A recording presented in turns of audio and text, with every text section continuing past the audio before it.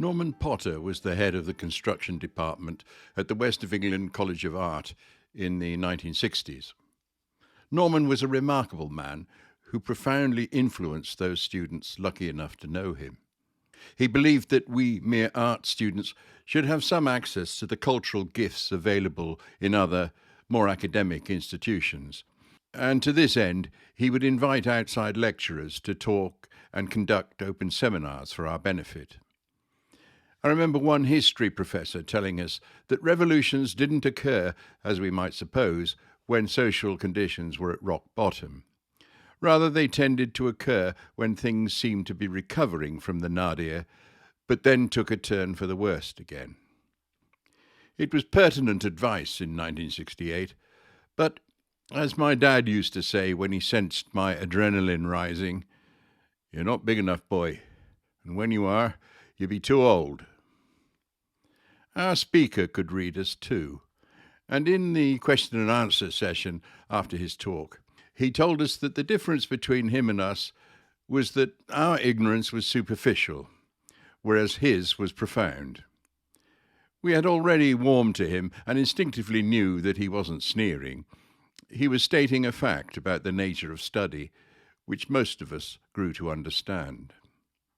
As far as much of the poetry and the poets in this series are concerned, my ignorance remains superficial. In the case of today's poet, Ralph Waldo Emerson, my ignorance could only be shallower if I'd never heard of him at all. However, I have heard the name. You will all know that he was a 19th century American preacher, writer and philosopher who had a keen interest in Asian, and in particular Indian, literature and traditions. Poetry Foundation records that after his first wife's death from TB, he married Lydia Jackson, whom he affectionately referred to as Mine Asia, a pun on Asia Minor, the location of the ancient kingdom of Lydia. He's a clever chap. The poem I've chosen is Give All to Love. From my brief acquaintance, I think it gives a heavy hint that this man's work is more nuanced than the stuff of your average 19th century cleric. Emerson is advocating surrender to love, but to do so without possessiveness, mindful that the loved one may leave and must be free to do so. Mischievously, I love the line, "Cling with life to the maid." Of course, he isn't arbitrarily suggesting clinging to domestic servants. He uses the term maid as a contraction of maiden, much as the Cornish still use it.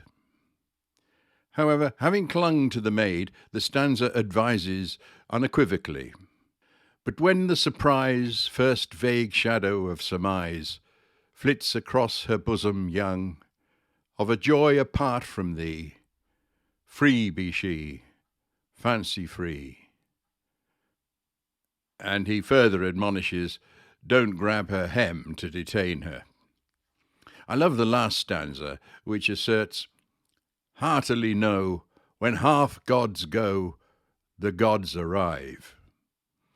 It could be read that after the demigods are expelled, the cavalry appears, the half-gods having perhaps fled on first hearing a distant bugle. My own interpretation is, don't poke sharp sticks at harmless religions. Nastier and nuttier ones may seize the troubled minds. Give all to love. Give all to love. Obey thy heart. Friends, kindred, days, estate, good fame, plans, credit, and the Muse, nothing refuse. 'Tis a brave master, let it have scope, follow it utterly, hope beyond hope. High and more high, it dives into noon, with wing unspent, untold intent. But it is a god, knows its own path, and the outlets of the sky. It was never for the mean, it requireth courage stout, souls above doubt, valor unbending, it will reward. They shall return more than they were, and ever ascending. Leave all for love. Yet hear me, yet one word more thy heart behoved, one pulse more of firm endeavour.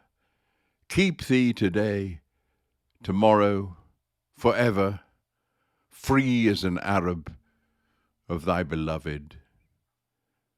Cling with life to the maid. But when the surprise, first vague shadow of surmise, flits across her bosom young, of a joy apart from thee, free be she, fancy free. Nor thou detain her vesture's hem, nor the palest rose she flung from her summer diadem. Though thou loved her as thyself, as a self of purer clay, though her parting dims the day, stealing grace from all alive, heartily know, when half gods go, the gods arrive.